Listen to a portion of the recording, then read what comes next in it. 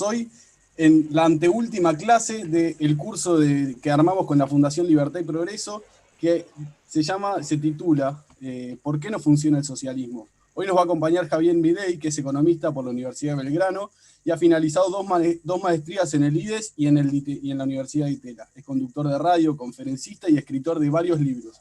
El último es Libertad, Libertad, Libertad, publicado en coautoría con Diego Giacomini en el 2019. Bueno, sin mucha más presentación, porque hoy esta persona no necesita tanta presentación, voy a darle la palabra para que arranque a exponer y pueda disponer de todo el tiempo que desee. Bueno, buenas tardes a todos. En primer lugar, deseo dar las gracias a Libertad y Progreso por permitirme esta oportunidad de estar en contacto con ustedes, en especial a Manuel Solanet y a Agustín Echevarne, que son los que me contactaron. Y básicamente lo que yo voy a estar explicando hoy es una relación entre el uso político de la pandemia y el socialismo. Por eso el nombre de la charla es Pandemia y Socialismo, y la idea es avanzar, digamos, en el análisis de este fraude que ha sido la pandemia en términos estrictos y numéricos, y básicamente cómo está utilizando los distintos estados esta situación para avanzar sobre las libertades individuales y en casos extremos como el de Argentina, cayendo en un delito de lesa humanidad con tal de avanzar hacia una solución comunista. Tal como dice un chiste de microeconomistas, se encuentran dos microeconomistas y uno le dice al otro, che, ¿cómo está tu mujer? Y el otro le contesta, ¿comparada con qué? Bueno, digamos, esto también aplica, digamos, para el caso de lo que tiene que ver el COVID-19. Uno lo primero que tiene que comprender para entender, digamos, los impactos verdaderos de este virus es, digamos, cuántas personas, digamos, mueren en el planeta Tierra a diario. Entonces, si ustedes toman los trabajos que realizan las Naciones Unidas en el área de demografía, que les cuento que es un área que trabaja verdaderamente de modo excelente. Piensen que la primera estimación que hizo Naciones Unidas de demografía fue en el año 1958 y hizo un pronóstico para el año 2000 y la diferencia fue de solo 3,6%. O sea, digamos, es un departamento que trabaja verdaderamente muy bien. Ese departamento durante el 2019 hizo su actualización de proyecciones y en las mismas señala que para el año 2020 la cantidad de personas que van a morir en el planeta Tierra son 60 millones de personas. Eso puesto en términos diarios, estamos hablando de 165.000 personas por día. ¿Por qué señalo esto? Porque en todos los lugares del mundo, los medios de comunicación casi comunicaban en tiempo real la cantidad de muertos por COVID. Ahora, el punto es, si yo no tengo con qué compararlo, no sé si son muchos o si son pocos. Y la realidad es que el COVID tardó aproximadamente 110 días en alcanzar el número de 165.000 personas. Por lo tanto, digamos, eso ya deja en claro que no era algo de la magnitud con la cual, digamos, la Organización Mundial de la Salud y los infectólogos amenazaron. Es más, cuando ustedes toman las declaraciones de las personas de la Organización Mundial de la Salud, ustedes encuentran que declaran que el COVID-19 iba a ser similar a lo que fue la fiebre o peste española. Concretamente, la peste española tomó curso desde finales del 1918, durante todo 1919 y terminó en 1920. Básicamente, la peste española afectó a 1/3 de la población del mundo. Y de ese tercio mató al 6%. Es decir, que la tasa de letalidad del 6% aplicada en 1/3 de la población significa que mató a 2% de la población, que en ese momento implicaba 39 millones de seres humanos. Entonces, ahora lo que uno, digamos, tendría que hacer es el relativo con lo que tenemos en la actualidad. Y si ustedes se fijan, 1/3 de la población, estaríamos hablando de que tendrían que estar infectados en el mundo 2.800 millones de seres humanos. Cuando ustedes miran los números hoy, están en torno a los 11 millones. Por otra parte, digamos, si la tasa de letalidad, digamos, estuviera asimilable y terminara matando al 2% de la población, estaríamos hablando de 160 millones de personas. Para que más o menos tengan una idea, no solo que hoy, digamos, el COVID ha matado menos de 550.000 personas, sino que para llegar a ese número, digamos, tardó, digamos, más de un año, más de medio año. Y ustedes lo que tienen que ver que si yo tomo ese número de 160 millones de muertos en un año y lo divido por 365, estaría cerca de 450.000 personas por día, digamos, cosa que efectivamente tampoco pasó. Entonces, lo que uno encuentra en esto, digamos que ha habido una exageración y un error de más o menos 300 veces en el cálculo de la cantidad de muertos. O sea, entonces, verdaderamente se ha espantado a la población con algo que no tiene sentido. El segundo punto es mirar el impacto económico que ha tenido esto. Esto es muy interesante porque hay un trabajo de Robert Barro, desde mi punto de vista, uno de los 3 especialistas más importantes del mundo en temas de crecimiento económico, digamos, junto a Xavier Salain Martin y Paul Romer. Y en ese sentido, Barro, que ha trabajado en otros momentos con lo que es el análisis económico de las catástrofes y también, digamos, tiene un trabajo previo sobre el tema de las pandemias. Entonces, básicamente lo que hizo Barro fue estimar el impacto en la tasa de crecimiento del PBI per cápita asociado a un shock similar a la peste española. Entonces, ¿qué es lo que hizo? Tomó una serie de 43 países, que en ese momento era una muestra significativa y para explicar gran parte del PBI mundial, y a partir de ahí él toma una serie que va desde 1901 hasta 1929, justamente para evitar los impactos de la Gran Depresión en la estimación. Y también, digamos, él hace junto a sus colaboradores, hace esta estimación, digamos, también tomándolo desde 1870. Y ahí, digamos, lo que encuentra Barro, digamos, ustedes tienen 2 fenómenos muy importantes, que es la Primera Guerra Mundial y justamente la peste española, situaciones en las cuales hubo una gran cantidad de muertos y esto tuvo impacto negativo sobre lo que es la oferta del factor trabajo y que por ende lleva a una contracción de la producción.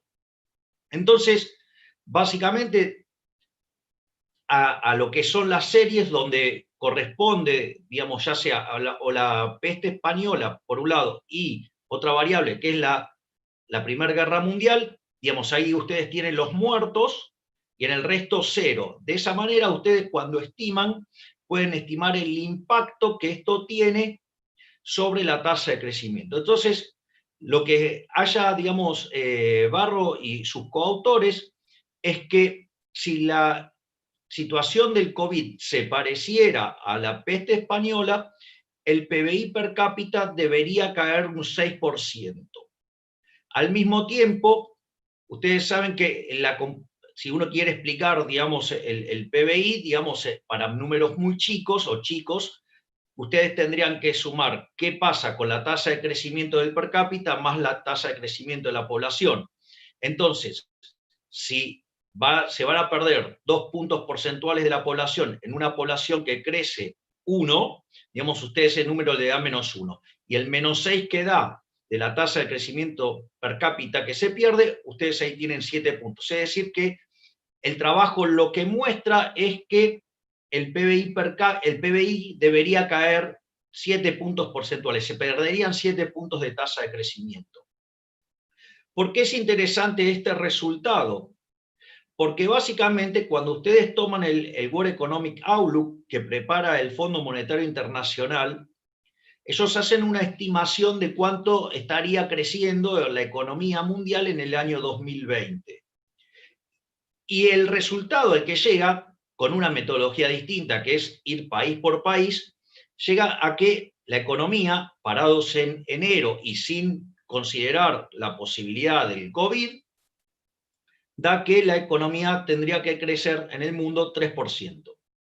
Si ustedes revisan la página del fondo, digamos, hay nuevas estimaciones que se hicieron en el mes de abril y ahora el pronóstico es que va a caer 4%. Entonces, se están perdiendo 7 puntos de tasa de crecimiento, como efectivamente anticipaba Barro. Y lo interesante es que esto está hecho con una metodología distinta.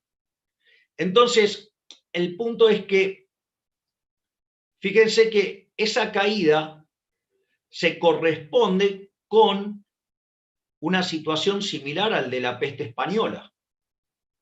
Sin embargo, hemos visto que el COVID está por lo menos 300 veces más abajo en capacidad de matar gente.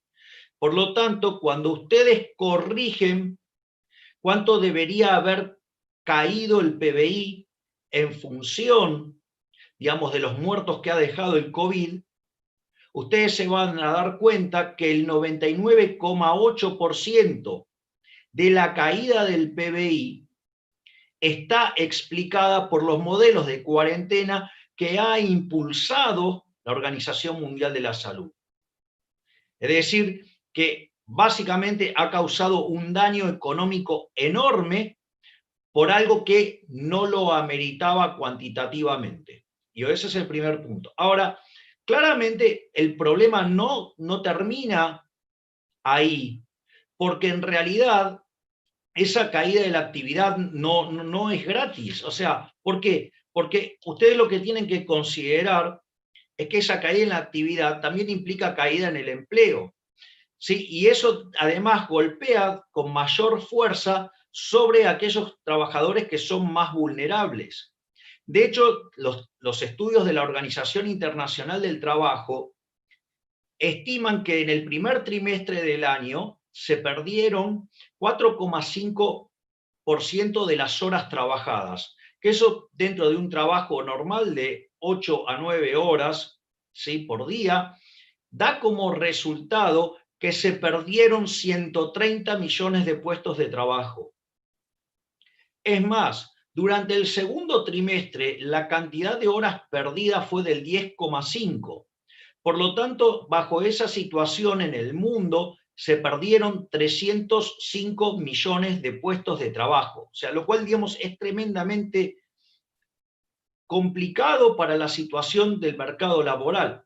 Es más, el salario promedio en el mundo durante dicho periodo ha mostrado una caída de alrededor del 60%. Por lo tanto, la situación es extremadamente complicada. Además, ustedes lo que tienen que comprender es que en el mundo, ¿sí?, el 62% de los trabajadores trabajan en el sector informal. Y de esos 62, hay 47 puntos porcentuales que corresponden, digamos, a trabajadores que trabajan en sectores que han sido impactados muy fuertemente por el modelo de cuarentena impulsado por la Organización Mundial de la Salud.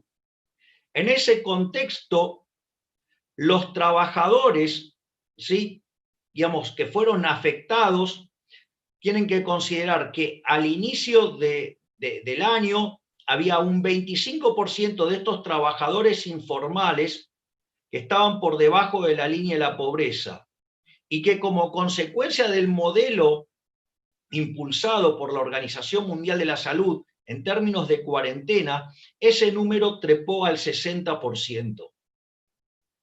Esa situación, digamos, de caída de puestos de trabajo, de caída de salarios, de aumento de pobres, ha hecho que el número de pobres en el planeta Tierra, los que son los pobres extremos, hayan pasado del 5% de la población mundial al 15% de la población mundial, lo cual, ese salto de 10 puntos porcentuales significa que han enviado a la extrema pobreza a 780 millones de seres humanos. Pero, digo, toda la historia no termina ahí. O sea, los estudios, digamos, por ejemplo, de una división de la FAO, ¿sí? Y que se encargan del tema de la protección alimentaria, señalaban que previo a la existencia del COVID, había 135 millones de personas que estaban al borde de la inseguridad alimentaria. Y que con la aparición del modelo de cuarentena impulsado por la Organización Mundial de la Salud, ese número trepó a 265 millones, cuya contracara de eso es que se van a estar muriendo 30 millones de seres humanos de hambre. Es decir, hoy, cuando tratan de explicar, digamos, la vida que han salvado con el tema de las cuarentenas para justificar la aberración que se ha cometido, hablan de 3 millones de personas. Digo, lo primero que tenemos que entender es que estas personas tienen un problema grave para hacer números, ¿no? Digo, o sea, le han errado por más de 300 veces, por lo tanto, la verdad es que con suerte, digamos, lo que están hablando serán 10.000 personas. Entonces, en ese sentido, a mí me parece, digamos, que el daño ha sido desproporcionado y la verdad que el remedio terminó siendo peor que la enfermedad. Ahora, esa situación también tiene impactos, ¿sí? sobre las empresas. Por ejemplo, hay un estudio que hizo el JP Morgan sobre la cantidad de días que puede resistir una empresa, ¿sí? Básicamente sin operar. O sea, lo que hacen es estudiar la evolución del capital de trabajo. Ustedes, como saben, digamos, una persona cuando ingresa un insumo, ¿sí? Ese insumo después se convierte en producto en proceso, después se convierte en un bien de cambio, después se vende y después de una cantidad de días, en función de los créditos por venta, se puede lograr cobrar. Eso se llama ciclo de maduración. Y por otro lado, en el mismo momento que a ustedes le ingresa, ¿sí? ese insumo, digamos, lo tienen que pagar en una determinada cantidad de días, que es el plazo de pagos a los proveedores. Entonces, cuando ustedes toman el ciclo de maduración y le detraen, ¿sí? los días que tienen para pagar, esa diferencia se llama ciclo de caja en días. Y eso, digamos, multiplicado por las ventas diarias, muestra cuánto ustedes deberían tener de capital de trabajo. En función de eso, lo que hace Morgan es básicamente decir, bueno, ahora viene un parate, dice, ¿qué cosas van a terminar cobrando? ¿Cuánto le va a ingresar? ¿Qué caja tenían original? Y en función de eso, y a la luz de los pagos diarios, determina cuántos días podría sobrevivir una empresa pequeña en Estados Unidos, ¿sí? frente a esta situación. Entonces, en el caso de Estados Unidos, ese número son 27 días. O sea, imagínense lo que puede ser una situación como el caso de Argentina, donde Argentina tiene uno de los sistemas financieros más chicos del mundo, o sea, muy precarizado, digamos, con un nivel digamos, de crédito paupérrimo, ¿sí? Y, digamos, con una economía informal que oscila entre el 30 y el 40% dependiendo del ciclo económico. Y esto, digamos, es un punto no trivial al momento de evaluar las políticas públicas, porque en definitiva, cuando uno decide una cuarentena extrema, como es el caso de Argentina, y menciono, digamos, los resultados a nivel mundial como algo interesante para considerar en el caso argentino. ¿Por qué? Porque Argentina es el mejor alumno de la Organización Mundial de la Salud, que ha causado un verdadero desastre a nivel mundial. Y de ese desastre nosotros somos los mejores. Por lo tanto, estar en el mejor de los lugares, acorde a la Organización Mundial de la Salud, quiere decir que lo que se ha hecho con la economía es criminal. De hecho, el último número de actividad, el PBI ha caído 26,4%. Es la peor caída de la historia argentina. Entonces, digamos, lo que vamos a tener es un fuerte aumento de lo que es los pobres y los indigentes. Pensemos que en la caída del 2002, el PBI per cápita, perdón, en el PBI cayó 10,9% y el desempleo se ubicó en torno al 25% y la cantidad de pobres en el 55%. Por lo tanto, digamos, replicar ese escenario en términos de actividad económica y empleo nos pone frente a una situación donde los pobres, solo por el efecto de la cuarentena seleccionada por el gobierno, estaría llevando la cantidad de pobres al 50%. Entonces, básicamente, ahora, entendiendo esta situación, digamos, vamos a pasar a lo que es el caso estrictamente de Argentina, ¿no? Argentina decidió ir por una cuarentena extrema y además es la más prolongada de todo el planeta Tierra. Si ustedes se fijan, días atrás, o sea, los medios se alteraban muchísimo, básicamente porque estaban muriendo entre 20 y 30 personas diarias. Digo, en Argentina mueren por día, como parte natural de la vida, 1000 personas por día. Es más, de la misma manera de lo que ocurrió en el mundo, el COVID tardó 105 días para llegar a 1000 personas, es decir, las personas que mueren en un año, disculpen, en un día. Es decir, que mientras que estaban, digamos, muy preocupados por el número 1000, en realidad ya se habían muerto de otras causas 105.000 personas. Es decir, hay una desproporción tremenda de lo que se le ha asignado al tema del coronavirus. Entonces, el punto es, ¿cómo puede ser, digamos, que no se haya o que no se mire esto? Sobre todo porque Argentina ha tenido la ventaja de que esto empezó en otros lugares del mundo, entonces permitió enfrentar esto con mejores herramientas. Entonces, lo primero que hay que entender es por qué se hizo la primera etapa de la cuarentena y que uno lo puede entender. En primer lugar, porque cuando se decide lanzar la cuarentena original, no había tanta información como hay ahora. Y en ese momento una de las cosas que más preocupaba era la velocidad con la cual se contagiaba. Entonces, ¿qué es lo que pasa? Ustedes, digamos, cuando entran en el momento de aceleración de contagio, si la cantidad de infectados supera, ¿sí?, lo que tiene que ver con las capacidades técnicas del sistema de salud, ustedes se encuentran con el sistema colapsado de salud y es donde ahí los médicos tienen que empezar a decidir a quién asisten, a quién no, en definitiva decidir a quién tratar de salvar la vida y quién dejarlo morir. Esa es la primera situación.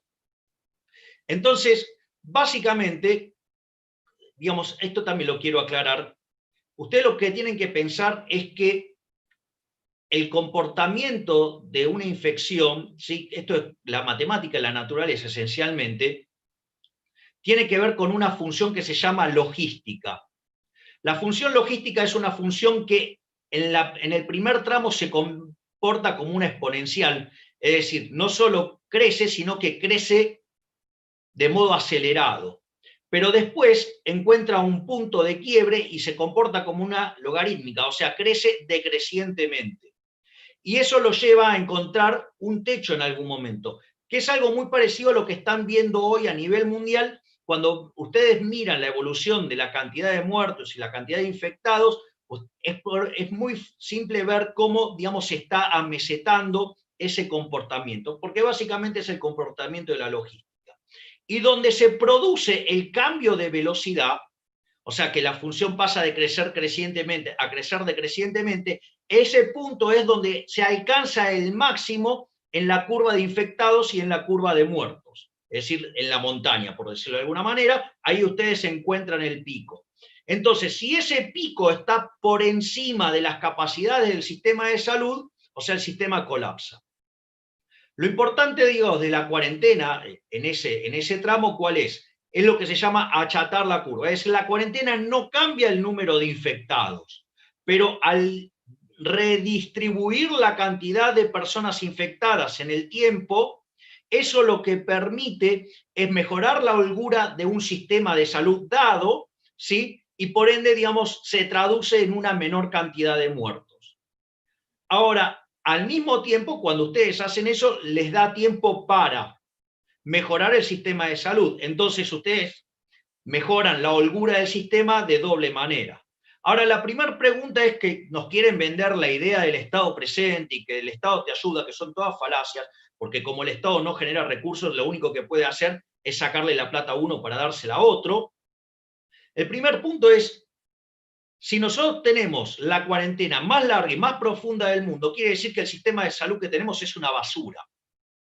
Es más, digamos, y el problema radica en que el 30% del sistema de salud es público. Es decir, quiere decir que todo lo que nos cobran de impuestos para el rubro salud nos están estafando. Esa es, digamos, es una de las reflexiones. Y entonces la pregunta es, ¿por qué, digamos, avanzan y continúan y persisten en esta estrategia? Y ahí es donde esto se empieza a mezclar con el socialismo. Básicamente, ustedes tienen, por un lado, el uso del miedo, ¿sí? Por otro lado, tienen el manejo de la peste hacia una solución totalitaria y después tienen el problema del avance sobre la propiedad privada. El tema del miedo es muy importante. ¿Por qué? Digamos, esto está en un libro de Facundo Manes. De hecho, en la sección de mi libro Pandenomics, donde yo trato el miedo, digamos, ese segmento me lo cedió el propio Facundo. Digo, ¿qué es lo que pasa? El miedo tiene que ver con una de nuestras emociones y que viene, digamos, en nuestro hardware desde hace mucho tiempo. Es decir, si ustedes estaban en algún momento y escuchan el ruido de un león, ustedes lo primero que van a hacer es salir corriendo. ¿Por qué? Porque si se ponen a hacer el cálculo si es o no es, digamos, un león o es una broma o lo que fuera, digo, puede ser que terminen muertos. Por lo tanto, digamos, salen corriendo. ¿Sí? Entonces, fíjense que acá, digamos, los medios de comunicación, en complicidad con los estados, han estado sembrando sistemáticamente el miedo. Ustedes se encontraban en todos los canales de televisión de todo el mundo zócalos donde le mostraban la cantidad de infectados y muertos a nivel mundial, digamos, hora a hora. Y nunca, digamos, mostraron en términos relativos. Entonces, para una persona que no sabe que en condiciones normales en el planeta Tierra mueren 165.000 personas, y claro, ve un número y se asusta, claramente. Es decir, hubo toda una estrategia del miedo. Entonces, ¿por qué entonces abusar de esa estrategia del miedo? Y eso, digamos, ustedes lo van a encontrar en un libro de Foucault de 1975 que se llama Vigilar y castigar. En el capítulo 3, ustedes tienen algo que se llama la disciplina. Entonces, básicamente, lo que describe en ese capítulo Foucault es que justamente la peste es una oportunidad formidable para un político para digitar cada uno de los elementos que tienen que ver con la vida humana. ¿Qué días salen? ¿Qué días se quedan encerrados? ¿A dónde pueden ir? ¿A dónde no pueden ir? ¿Quiénes pueden salir? ¿Quiénes no pueden salir? ¿Cómo van a recibir la alimentación? Entonces, ¿cómo se van documentando, por ejemplo, los enfermos y los muertos? Entonces, y eso, digamos, Foucault lo muestra como, digamos, el paraíso del político, digamos, interventor. Es decir, el político, digamos, colectivista totalitario, es decir, el comunista. Entonces, ustedes ahora empiezan a comprender que el uso de esos zócalos y de los medios asustando a la gente es absolutamente funcional a gobiernos con perfil totalitario. Y esto enlaza con el tema del delito de lesa humanidad y se va a ver con mayor claridad. En un libro reciente del doctor Ricardo Manuel Rojas y Andrea Rondón García, libro brillante que se llama La supresión sistemática de los derechos de propiedad como crimen de lesa humanidad, el caso de Venezuela, básicamente lo que describen es cómo el ataque sistemático contra la propiedad privada puede terminar constituyendo un delito de lesa humanidad. Concretamente se parte de 3 derechos: el derecho a la vida, el derecho a la libertad y el derecho a la propiedad.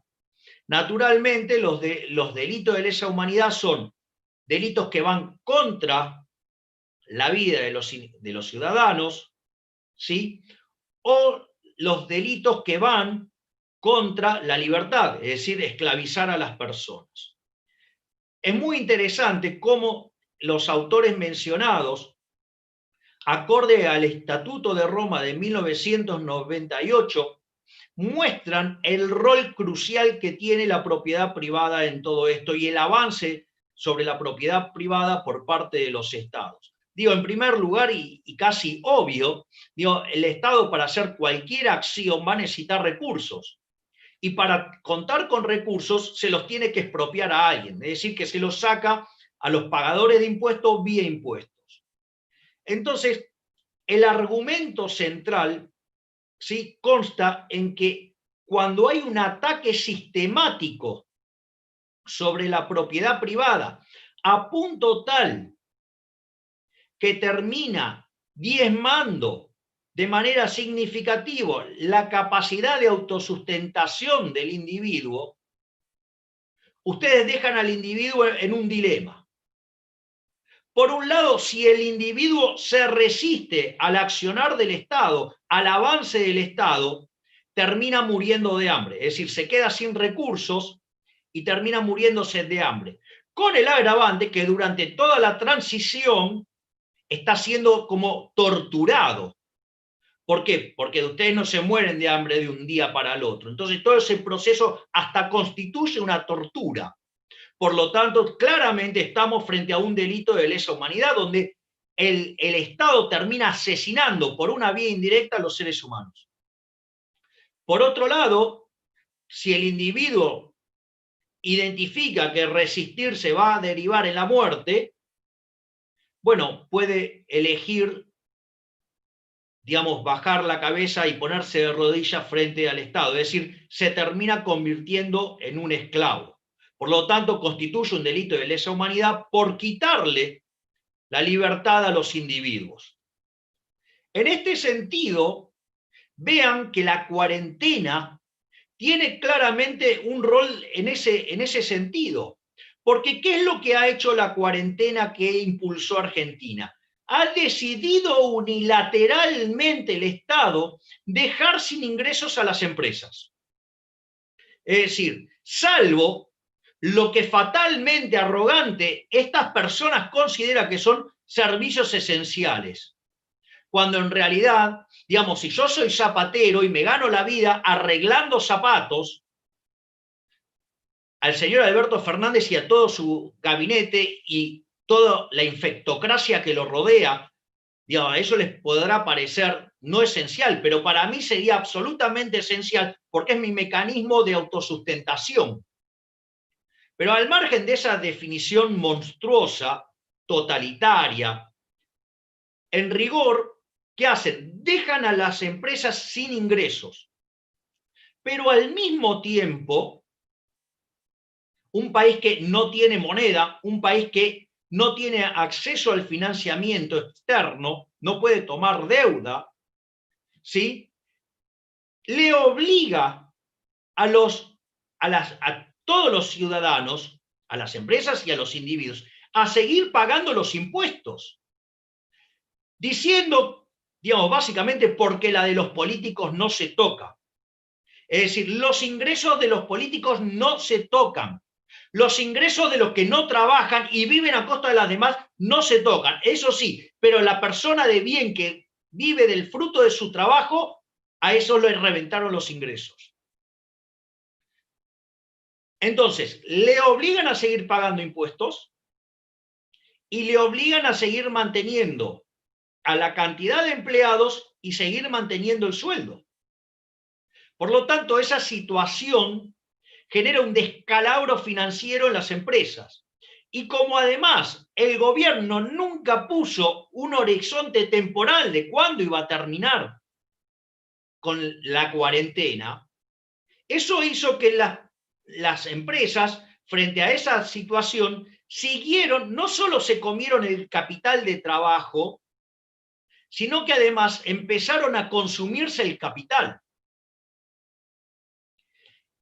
Es más, cuando las empresas empiezan a tener problemas para pagar, el Estado le ofrece, en realidad el gobierno le ofrece una solución instrumentada desde la AFIP para, digamos, hacerse de fondos para pagar los sueldos de los empleados, que consta entre pagarle el 50% o como máximo 2 salarios mínimos.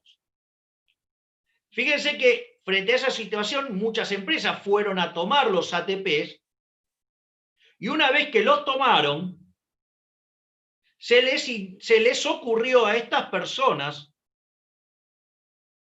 decirles que se iban a quedar con parte del paquete accionario. Es decir, le cambiaron las condiciones a mitad de camino, lo cual también, digamos, es un disparate.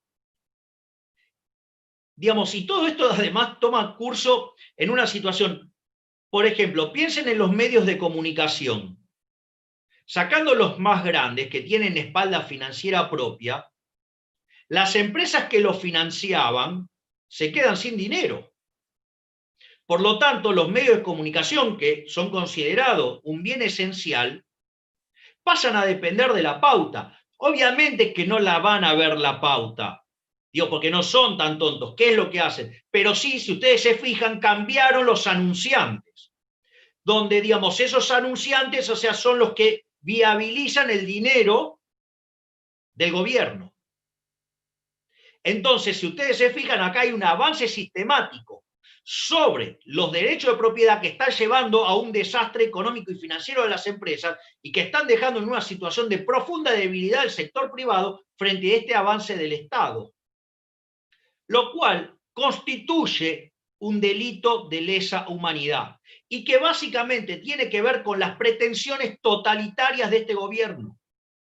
El caso de Vicentín no es un caso más, no es un caso aislado. En realidad es un elemento más dentro de un conjunto enorme de violaciones de los derechos de propiedad.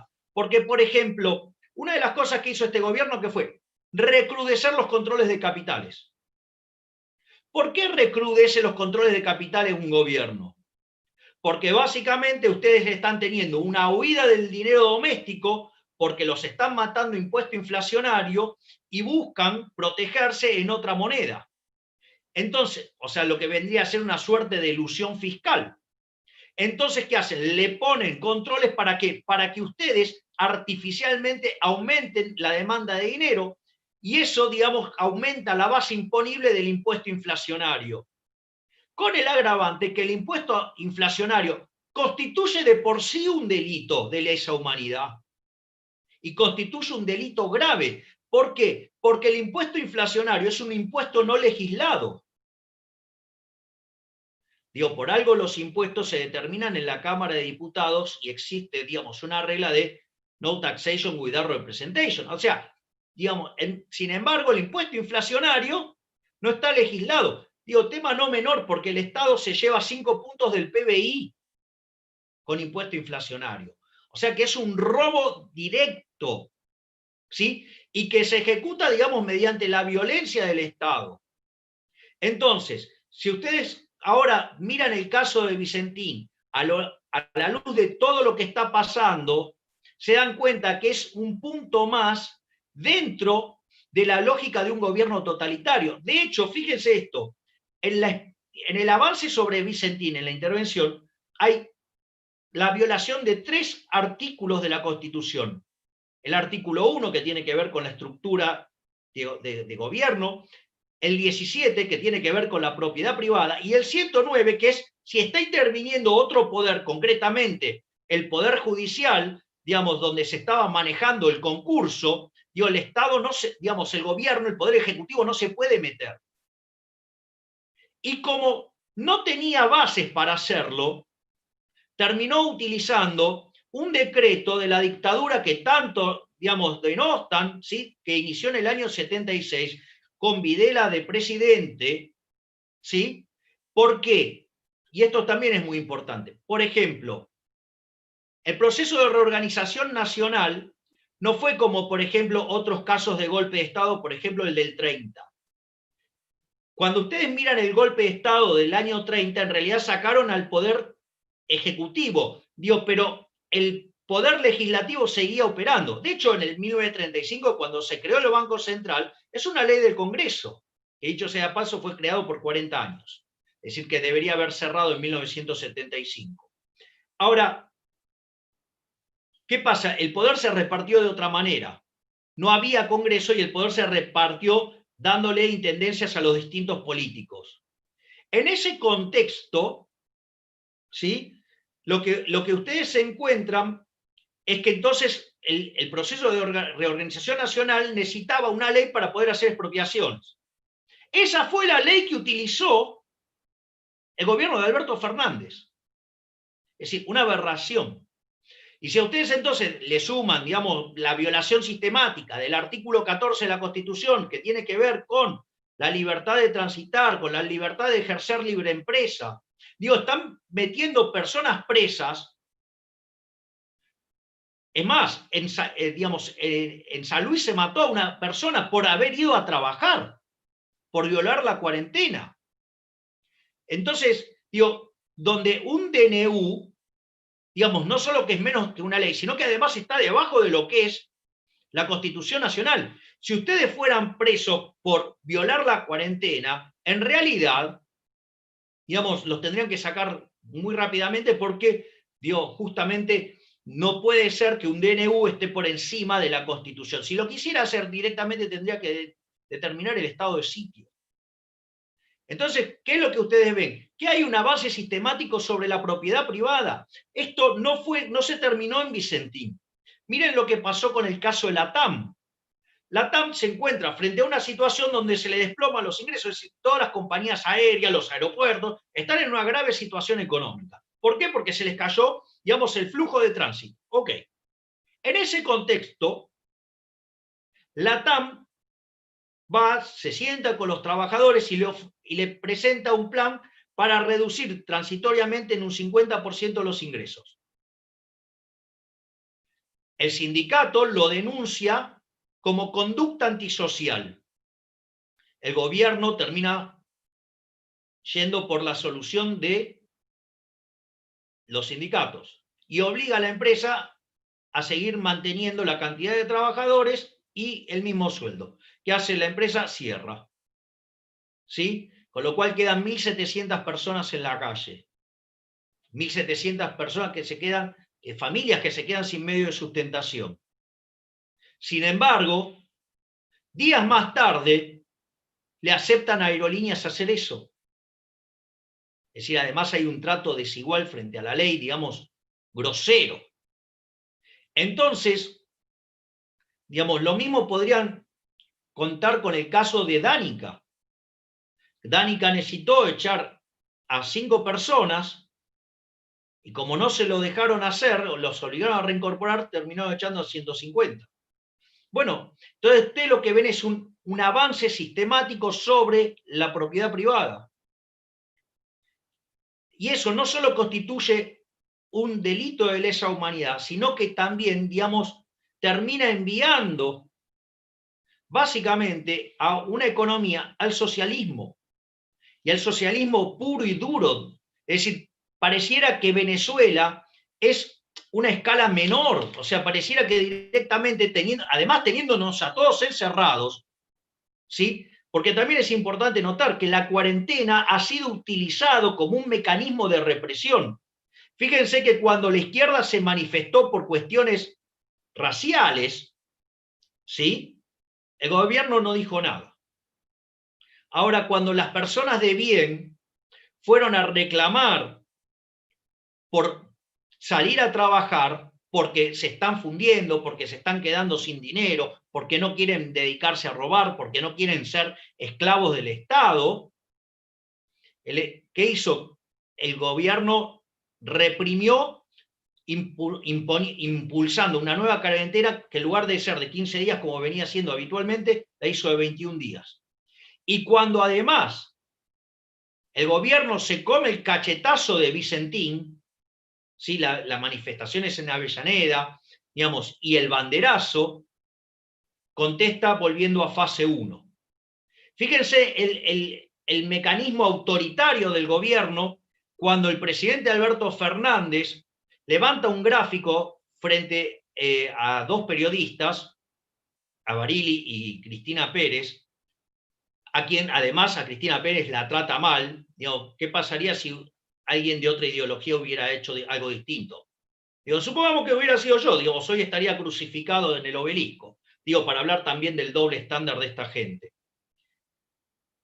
Levanta un gráfico diciendo, ustedes querían salir, acá tienen. Ustedes querían, digamos, salir a correr, acá tienen. Y después el ministro de Salud reconoce que los runners no causan problemas, que era una cuestión absolutamente simbólica. Entonces, cuando ustedes hacen toda la película, digo, esto va camino al socialismo. Y el socialismo, ¿sí? Siempre fracasó cuando se lo explicó. Fue un fracaso en lo económico, fue un fracaso en lo social, fue un fracaso en lo cultural. Además, asesinaron a 150 millones de seres humanos. ¿Y por qué, digamos, ocurre esto? Porque en realidad lo que sucede es que cuando ustedes analizan el sistema capitalista y el sistema socialista, cuando ustedes los enfrentan y llegan al final del camino, más allá de la cuestión, digamos, de la superioridad enorme en términos productivos, donde los países capitalistas son 8 veces más ricos que los países reprimidos, además tienen 25 veces menos de pobres, 50 veces menos de pobres extremos, donde las personas del decil más bajo están mejor que el 80% de la población del país reprimido. Pero ¿por qué, digamos, falla el socialismo? Porque en realidad, cuando ustedes entran en esta discusión, el final del camino es la teoría del valor. Entonces ustedes van a encontrar que los socialistas adhieren a la teoría del valor trabajo y los liberales adherimos a la teoría subjetiva del valor. Ahora la pregunta es, ¿por qué entonces los socialistas no cambiaron la teoría del valor? Si está claro que la teoría del valor trabajo no funciona, si fue, digamos, aplastada, digamos, por los trabajos de Menger, especialmente, ¿no?, en 1871 en sus principios de economía política, o el trabajo de Walras o los trabajos de Gibbons al respecto. Digamos, ¿por qué todavía no tomaron cuenta, digamos, del trabajo de von Bauer, ¿sí?, cuando habla de la conclusión del sistema marciano, o sea, en el sistema, explicando por qué no funciona? ¿Por qué no toman nunca idea de eso? Porque en realidad la teoría del valor trabajo es la teoría que les permite demostrar su preconcepto. Es decir, ellos tienen el resultado antes de empezar. Ellos quieren mostrar que hay desigualdad. Claro, digamos, en la teoría subjetiva del valor, cada persona se lleva el valor de su producto marginal. Es decir, cada uno, digamos, recibe en función a lo que aporta a la sociedad. Entonces, en ese sistema, la retribución es justa. Pero como los socialistas quieren demostrar que hay explotación, necesitan trabajar ¿con qué? Con la teoría del valor trabajo, que utilizando los trabajos de Rothbertus y de Marx, digamos, la idea de la plusvalía. Entonces, hay explotación. Y eso, digamos, cuando ustedes van, entonces, ¿cuál es el fundamento moral de eso? Y el fundamento moral de eso es la envidia, el odio, el resentimiento, el trato desigual frente a la ley, el robo. Y como ese sistema nunca se pudo aplicar de manera voluntaria, además implicó el asesinato de personas. Por lo tanto, cuando ustedes se encuentran con un conjunto de valores morales tan despreciable, la consecuencia son instituciones aberrantes. Y la consecuencia de adherir a instituciones aberrantes es el empobrecimiento. Por eso, digamos, Argentina, de ser el país más rico del mundo, cuando a partir de 1916 entra Irigoyen y sus ideas socialistas, Argentina empieza a andar el camino hacia cada vez más socialismo. Y hoy somos el país 70 del mundo y en franca caída. Por lo tanto, hay que luchar para evitar este avance socialista, porque si no, vamos a terminar siendo todos pobres. Eso es todo.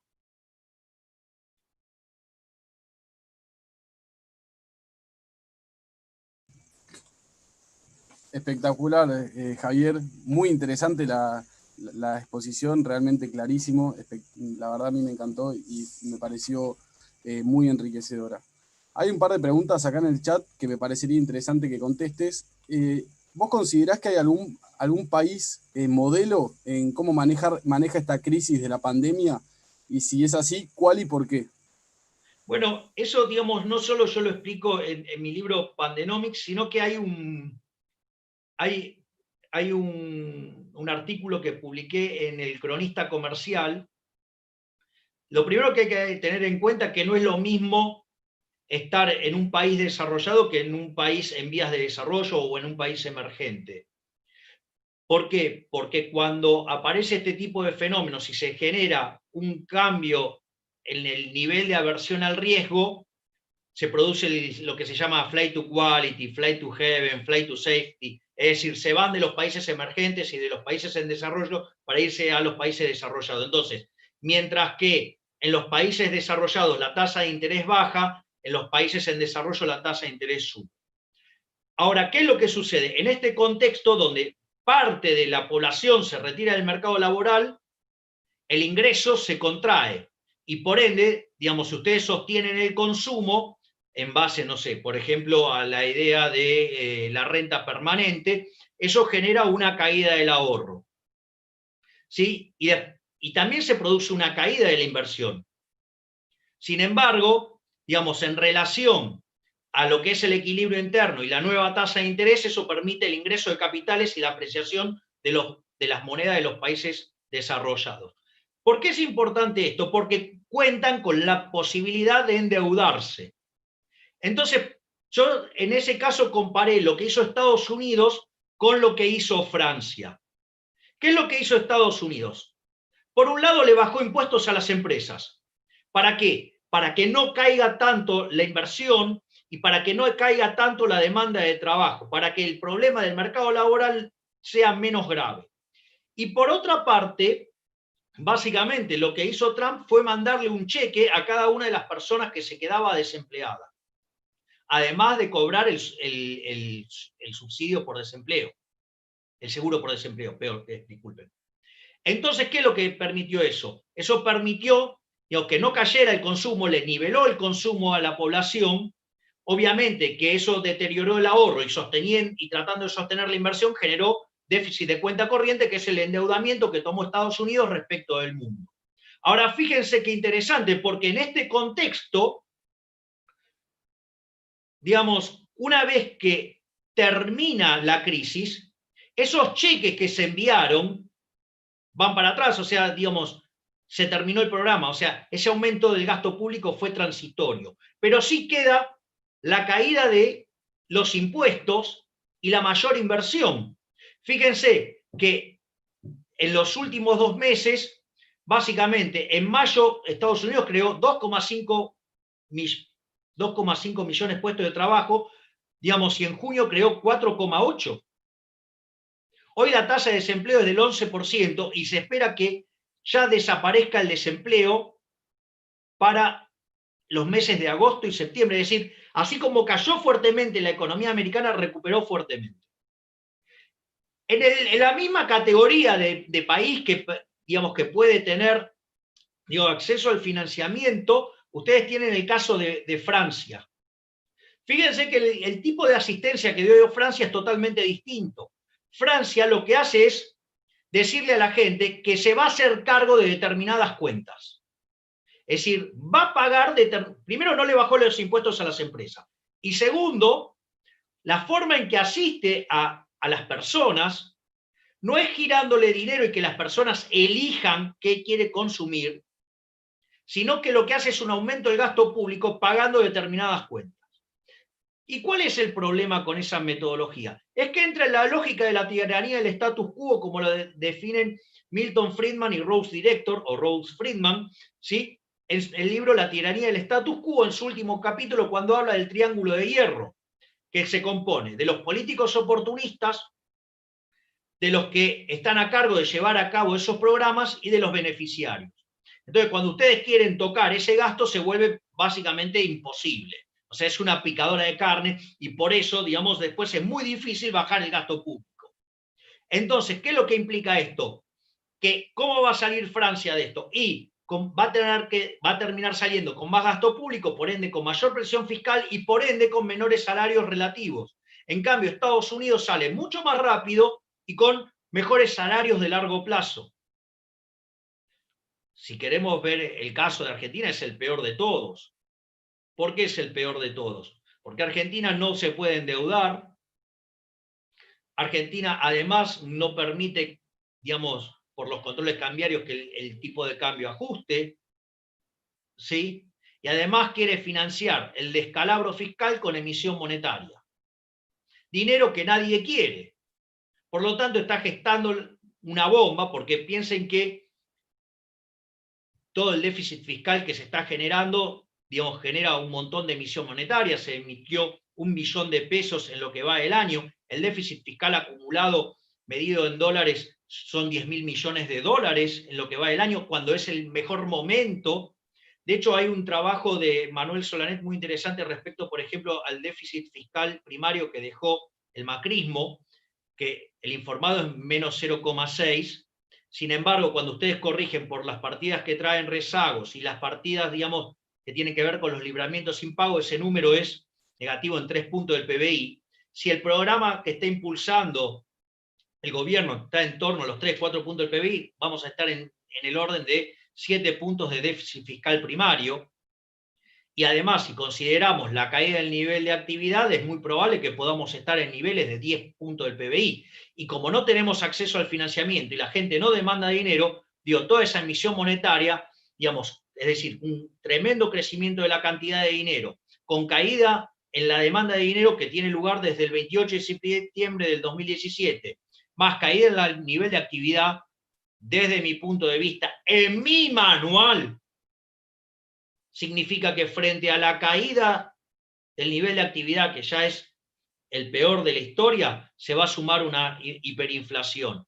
Y en ese contexto lo que vamos a tener es, digamos, una crisis económica social donde la pobreza podría estar en el orden del 75%, vamos a tener un caos, y desde mi punto de vista eso no lo puede manejar ni siquiera el peronismo.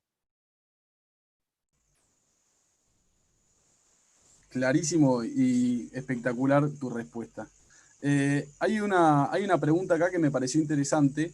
Dice, hay un argumento común hoy que está en circulación que plantea poner la vida antes que la economía. ¿Existe tal diferencia, tal dicotomía entre esas dos cuestiones? No, es un falso dilema. A ver, aquellas economías más libres, que son más prósperas y por ende son 8 veces más ricas que aquellas que son reprimidas, las personas en los países libres, es decir, estas economías prósperas, viven un 25% más. Por lo tanto, es un falso dilema.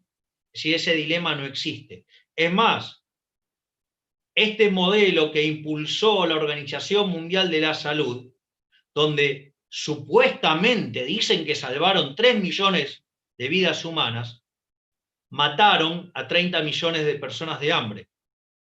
No solo eso, sino que además, según UNICEF, han dejado sin vacunas a 100 millones de chicos, con las consecuencias que eso trae. Por lo tanto, no solo que es un falso dilema, sino que además el remedio fue mucho peor que la enfermedad y terminó matando muchísima más gente. Buenísimo, muchísimas gracias por la respuesta. Hay otra pregunta acá que me pareció también interesante, que preguntaban seguido en el chat, se repetía bastante, que decía, ¿qué nos recomendarías a los jóvenes que no nos queremos ir del país? ¿Ves que hay luz al final del túnel? ¿Considerás que existe un futuro prometedor hacia todo esto que vos planteás o todas estas problemáticas que vos planteás hacia futuro? A ver, claramente yo soy, aunque no lo parezca, soy sumamente optimista. Sumamente optimista. Y voy a explicar por qué. En mis años, desde que analizo la economía y la política en Argentina, digo, la política como un observador básico, ¿no? Digamos, un observador no calificado. Pero lo que he visto a lo largo de los años, en las distintas manifestaciones, ha sido una situación donde cuando había una queja, una marcha o algo por el estilo, lo que yo notaba es que las consignas que llevaba la gente eran muy heterogéneas.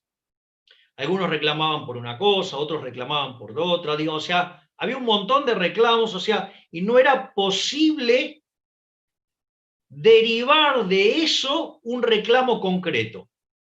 Es decir, eran un montón de cosas y que, es más, algunas eran hasta contrapuestas. La gran diferencia con el banderazo del 20 de junio, para mi sorpresa, es que la gente se manifestó reclamando por libertad y propiedad privada. Parece como que nos hubiéramos puesto de acuerdo los liberales libertarios, ¿sí? Y decir, bueno, mire, los 3 derechos básicos son el derecho a la vida, a la libertad y a la propiedad.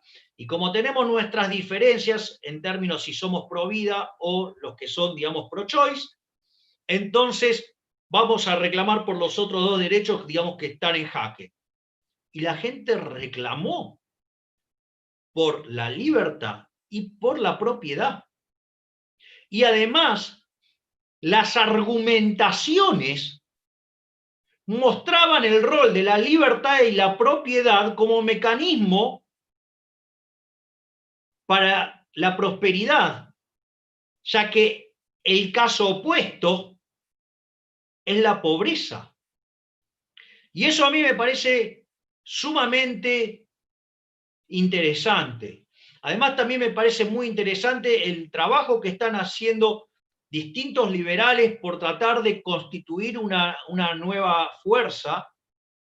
Digo, todo el mundo sabe, digamos, que yo soy amigo de Agustín, digo, que le tengo un gran afecto y le tengo una admiración enorme porque es un profesional excelente y mejor ser humano, y el trabajo enorme que está haciendo con la formación de Unidos. Tenemos por otro lado, digamos, que Ricardo López Murphy está de vuelta, digamos, en la ruta de la pelea electoral. Digamos, tenemos a Roberto Kachanowski, ¿sí? Tenemos al Partido Demócrata, tenemos al Partido Libertario, tenemos lo que hizo José Luis Espert y que va a seguir en esta batalla. Entonces, si en algún momento todos terminamos unidos, digo, eso lo que va a permitir es que las personas tengan una alternativa electoral, digamos, que se oponga a la izquierda, digamos, impulsando por lo menos el respeto del derecho de propiedad y la libertad. Obviamente algunos somos pro vida, otros son pro choice, digamos, ese será parte de otro debate. Pero hoy lo que está en juego es la libertad, está en juego la libertad, está en juego la propiedad privada, y si nosotros vamos hacia el comunismo, no solo que vamos a perder la libertad y la propiedad, sino que también vamos a perder la vida.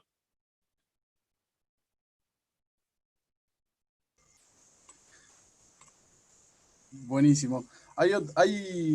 Antes de seguir con la siguiente pregunta, me gustaría pedirles y invitarlos a que se suscriban al canal de YouTube de Libertad y Progreso. Estamos con un montón de material, tenemos un montón de cursos más. Se vienen nuevos cursos, así que los invito a que formen parte de nuestra comunidad para poder tener acceso a este tipo de exposiciones. Ahora voy con una última pregunta que me parece interesante, que dice, el día que aparezcan las vacunas, ¿cómo cree que reaccionaría un gobierno totalitario? Bueno, eso es una muy excelente pregunta, porque veamos qué pasó en Venezuela. En Venezuela, fíjense que yo cité el libro de Ricardo Manuel Rojas y Andrea Rondón García, donde ellos en la primera parte hacen el planteo de la supresión sistemática del derecho de propiedad como delito de lesa humanidad, y la aplicación es en el caso de Venezuela. Y el libro habla desde la propia tapa, porque una de las cosas que le empezó a pasar a los venezolanos, a los que no se pudieron ir, es no poder comer, o comer mucho menos. Entonces, cuando ustedes analizan los números de Venezuela, la población en promedio ha perdido 10 kilos de peso. Es decir, hay hambre. Y cuando otros países del mundo quisieron asistir a Venezuela llevándole alimentos, el gobierno de Maduro bloqueó con camiones y tanques el acceso de los alimentos. Es decir, para no aceptar lo criminal de su régimen, asesino, que mata a la gente de hambre, prefirió bloquear el ingreso de alimentos. Es decir, prefirió que las personas se mueran antes de tener que aceptar el fracaso económico. Por lo tanto, yo no descarto nada de los gobiernos totalitarios, porque les preocupa mucho las formas, cómo se ven las cosas. Entonces, si llegara a ser funcional, a ver, supongamos lo siguiente, si en este intento totalitario que está impulsando el gobierno kirchnerista, ¿sí?, no alcanza a cumplir sus metas y apareciera la vacuna, van a decir que la vacuna no funciona para seguir teniéndonos encerrados. Es decir, si hoy apareciera la vacuna, estoy seguro que dirían que no funciona y que no sirve. ¿Para qué? Para evitarse la manifestación que va a haber el día 9. Por eso también nos tienen encerrados y salieron, digamos, a perseguir. Fíjense que la presencia policial y la represión y terminaron metiendo presos con un DNU. Cuando ustedes tienen asegurado el derecho al libre tránsito y ejercer la libre empresa en la Constitución Nacional en el artículo 14. Eso sí, la basura del 14 bis, digamos, pareciera que la responderan todos los días. Por lo tanto, yo no descarto ninguna acción criminal si eso puede poner en jaque el cumplimiento del objetivo que es avanzar hacia el socialismo, incluido matar seres humanos. Bueno, muchísimas gracias, Javier. Realmente un placer para nosotros poder haber tenido esta charla con vos. Muchísimas gracias por tu tiempo y por haber preparado esta charla para nosotros. Quiero agradecer a la Fundación Friedrich Naumann, que nos apoyó en todo momento para hacer este tipo de cursos. Quiero agradecer a la Fundación Libertad y Progreso, que fue la auspiciante de todo esto y la fundación creadora de todo este tipo de cursos. Quiero aprovechar para contarles que el martes que viene vamos a estar con María Martí hablando del libro de Ayn Rand, La rebelión del Atlas. Interesantísimo también para poder seguir con este tipo de cuestiones. Y bueno, aprovecho para volver a saludarte, Javier, y darte la palabra para que saludes a todas las personas que están conectadas, que, déjame chequear, son 1915 personas viendo en este momento. Bueno, en principio, nuevamente agradecer a Libertad y Progreso por este espacio, agradecer la invitación que me hizo Manuel Solanet y Agustín Echevarne, personas a las que admiro y por las cuales tengo un afecto enorme, y quiero darles las gracias a todos ustedes por acompañarme también en la batalla cultural, y como dice mi amigo José Luis Espert, si hay futuro y ese futuro no es negro, ese futuro es liberal. Vayamos para adelante, somos mejores en lo productivo, somos mejores en lo moral y somos superiores en lo estético. Así que, muchachos, avancen, digamos, tranquilo, que si nosotros despertamos y avanzamos, la victoria es nuestra. Bueno, muchísimas gracias, los saludo y los esperamos el martes para la próxima clase.